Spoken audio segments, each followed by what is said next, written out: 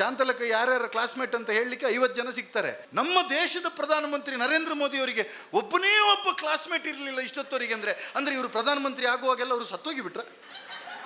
ಟ್ರಂಪಿಗೆ ಹಿಂದಿ ಬರುವುದಿಲ್ಲ, ನರೇಂದ್ರ ಮೋದಿಯವರಿಗೆ ಇಂಗ್ಲೀಷ್ ಬರೋದಿಲ್ಲ. ಇಬ್ಬರು ಫೋನ್ ರಿಸೀವ್ ಮಾಡಿಕೊಂಡು ಎಂತ ಮಾತಾಡೋದು? ಇವರು ಫೋನ್ ವಿಡಿಯೋ ಕಾಲ್ ಮಾಡಿದರೆ ಟ್ರಂಪ್ ಅಟ್ಲೀಸ್ಟ್ ಇದನ್ನು ನಾವು ನೇರವಾಗಿ ಹೇಳಬೇಕು. ಕೆಲವು ಸತಿ ನಮ್ಮಲ್ಲಿ ಒಂದು ನರೇಷನ್ ಬಿಲ್ಡಪ್ ಆಗ್ತಿರ್ತದೆ. ಏನಂತಂದರೆ ಅದು ವಾಸವರೇ ನಮಗೆ ಕೇಳಿ ಸಾಕಾಗಿದೆ. ಏನು ನೀವು ಮೋದಿಯವರ ಬಗ್ಗೆ ಮಾತಾಡಬೇಡಿ. ತುಂಬ ಜನ ಮೋದಿಗೆ ಓಟ್ ಹಾಕುವವರು ನನ್ನ ವೈಯಕ್ತಿಕ ಬೆಂಬಲಿಗರು ಮಾರ್ರೆ. ಇವನ ಪುಣ್ಯಾತ್ಮ, ಇವರ ಮೋದಿಯ ಭಾವನ ಏನಲ್ಲ. ನಾವೇ ಒಂದು ಕೆವೆಟ್ ಹಾಕೋದು ಅಂತ ಹೇಳ್ತೇವೆ ನಾವು ಕೋರ್ಟ್ನಲ್ಲಿ. ಫಸ್ಟ್ ಕೆವೆಟ್ ಮೋದಿಯವರ ಬಗ್ಗೆ ಏನು ಹೇಳಬೇಡಿ, ಏನು ಜನ ಅಕ್ಸೆಪ್ಟ್ ಮಾಡಿಬೇಡಿ. ಜನ ಅಕ್ಸೆಪ್ಟ್ ಮಾಡಿದಲ್ಲ, ಇಂತಹ ಸುಳ್ಳು ನೆರೇಷನ್ಗಳ ಮೂಲಕ ಒಪ್ಪಿಸಿದ್ದು. ಮೊನ್ನೆ ಒಬ್ಬ ನಾನು ನಿಮಗೆ ತಮಾಷೆಗಾಗಲಿ ಅಂತ ಹೇಳ್ತಾ ಇದ್ದೆ. ಮೊನ್ನೆ ಅವರು ಏನು ಟ್ಯಾರಿಫ್ ಜಾಸ್ತಿ ಮಾಡಿದಾಗ, ಟ್ರಂಪ್ ಜಾಸ್ತಿ ಮಾಡಿದಾಗ ಒಂದು ಸುದ್ದಿ ಬಂದಿತ್ತು ವಿಜಯವಾಣಿ ಪೇಪರಲ್ಲಿ, ಬಾಕ್ಸ್ ಐಟಮ್ ನ್ಯೂಸ್ ಅದು. 3 ಬಾರಿ ಕರೆ ಮಾಡಿದರೂ ಸಹಿತ ಟ್ರಂಪಿನ ಕರೆಯನ್ನು ಸ್ವೀಕರಿಸದ ನರೇಂದ್ರ ಮೋದಿ ಅಂತ. ನಾನು ಕೋರ್ಟಿಗೆ ಹೋಗೋ ಗಡಿ ಬಿಡಿಲಿದ್ದೇನೆ ವಾಸಣ್ಣ. ಒಬ್ಬ ಲಾಯರ್ ಕರೆದ ನನಗೆ, ನೋಡಿದ್ರಾ ಏನು ಹೆಂಗೆ ನಿಮ್ಮ ಮನಮೋಹನ್ ಸಿಂಗ್ ಆಗಿದ್ರೆ ಈ ಟ್ರಂಪ್ದು ಫೋನ್ ಬಂದ್ಕೊಳ್ಳಿ ಎದ್ದು ಬಿದ್ದು ಹೋಗಿ ಫೋನ್ ಎತ್ತಿದ್ರು. ನಮ್ಮ ಮೋದಿ ಹೆಂಗೆ ಫೋನ್ ಎತ್ತಲಿಲ್ಲ ಅನ್ನೋದು. ನಾನು ಗಡಿ ಬಿಡಿಲಿದ್ದವನು ಹೇಳಿದೆ, ಸಮಸ್ಯೆ ಅದಲ್ಲ ಮಾರಾಯ ಅಂದೆ. ಮತ್ತೇನು ಮಾರ್ರೆ ಅದರಲ್ಲೂ ನೋಡು, ಟ್ರಂಪಿಗೆ ಹಿಂದಿ ಬರೋದಿಲ್ಲ, ನರೇಂದ್ರ ಮೋದಿಯವರಿಗೆ ಇಂಗ್ಲೀಷ್ ಬರೋದಿಲ್ಲ. ಇಬ್ಬರು ಫೋನ್ ರಿಸೀವ್ ಮಾಡಿಕೊಂಡು ಎಂತ ಮಾತಾಡೋದು?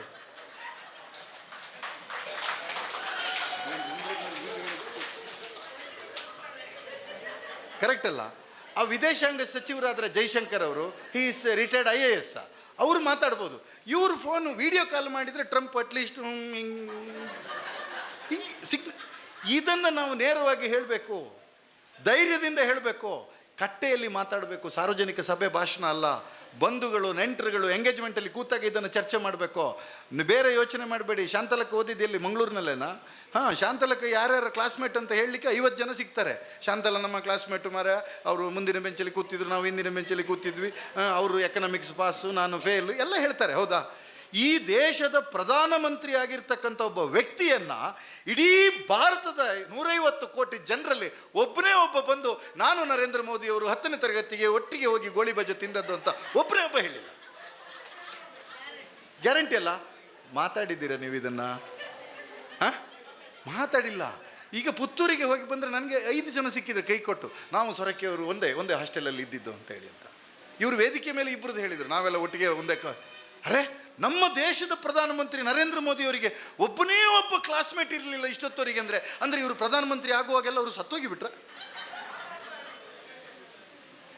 ಇದನ್ನು ನಾವು ಗಟ್ಟಿಯಾಗಿ ಮಾತಾಡ್ತಾ ಇಲ್ಲ. ನರೇಂದ್ರ ಮೋದಿಯವರ ಒಂದು ಬೂಸಾ ವ್ಯಕ್ತಿತ್ವವನ್ನು ಜನರೆದುರುಗಡೆ, ಈತ ಒಬ್ಬ ಬೂಸಾ, ಅನ್ಪಡ್, ಎಕನಾಮಿಕ್ಸ್ ಗೊತ್ತಿಲ್ಲ, ರಾಜತಂತ್ರ ಗೊತ್ತಿಲ್ಲ, ದೇಶದ ಪ್ರಜ್ಞೆ ಇಲ್ಲ, ಧರ್ಮ ಅರಿತಿಲ್ಲ ಅಂತ ಹೇಳ್ತಕ್ಕಂಥ ಪರಿಸ್ಥಿತಿಯನ್ನು ನಮಗೆ ನಾವೇ ನಮ್ಮ ಬಾಯಿಯ ಮೂಲಕ ಕಟ್ಟಿ ಹಾಕಿಕೊಂಡಿದ್ದೇವೆ. ನಾವು ಏನನ್ನು ಹೇಳ್ತಾ ಇಲ್ಲ. ಕರೆಕ್ಟ್ ಅಲ್ಲ? ನೆನ್ಪಿಟ್ಕೋಬೇಕು. ಈಗ ನರೇಗದ ಬಗ್ಗೆ ಮಾತಾಡಿದ್ರು. ನರೇಗದ ಬಗ್ಗೆ ನೀವೆಲ್ಲ ಇಲ್ಲಿ ಕಾರ್ಯಕ್ರಮ ಎಲ್ಲ ಮಾಡಿದ್ರಿ, ಮೊನ್ನೆ ಪಾದಯಾತ್ರೆ ಮಾಡಿದ್ರಿ. ದಯವಿಟ್ಟು ಪಾದಯಾತ್ರೆಯಲ್ಲಿ ನಡೆದವರು ಯಾರು ಸುಳ್ಯದಿಂದ ಮುಲ್ಕಿಯವರಿಗೆ? ಗ್ರೇಟ್. ಯಾರ್ಯಾರು ಪಾದಯಾತ್ರೆಯಲ್ಲಿ ಭಾಗವಹಿಸಿದ್ದೀರಿ, ನೀವೆಲ್ಲರೂ ಸಹಿತ ಒಂದು ಚಾರಿತ್ರಿಕವಾದ ಆಂದೋಲನದಲ್ಲಿ ಭಾಗವಹಿಸಿದ್ದೀರಿ ಅಂತೇಳಿ ನಿಮ್ಮೆಲ್ಲರ ಪಾದಗಳಿಗೆ ನನ್ನ ನಮಸ್ಕಾರಗಳನ್ನು ಸಲ್ಲಿಸ್ತೇನೆ. ಯಾಕೆಂದರೆ ಇವ್ರು ಆಲ್ ಗ್ರೇಟ್ ಪೀಪಲ್, ನಡೆದಿದ್ದೀರಲ್ಲ ಅಂತ ನೆನ್ಪಿಟ್ಕೋಬೇಕು. ನರೇಗವನ್ನು ಸಿಂಪಲ್ಲಾಗಿ ನಾನು ಮಾಡ್ತೇನೆ. ಮೊನ್ನೆ ಸೊರಕೆಯವರ ಸಭೆಯಲ್ಲಿ ಇದನ್ನು ಹೇಳಿದೆ. ನಿಮ್ಮೂರಿನಲ್ಲೆಲ್ಲ ಇಲ್ಲಿ ವಾಸವರೇ ಮೀನು ಮಾರೋದೆಲ್ಲ ಹೆಣ್ಮಕ್ಳು. ಇಲ್ಲಿ ಈ ಮೀನು ಮಾರುವಾಗ ಅವ್ರು ಆ ಹೆಣ್ಮಕ್ಳ ತಾಯಂದ್ರ ಹತ್ರ ಹೋಗಿ ನೀವು ರೇಟ್ ಬಗ್ಗೆ ಚರ್ಚೆ ಮಾಡಿ.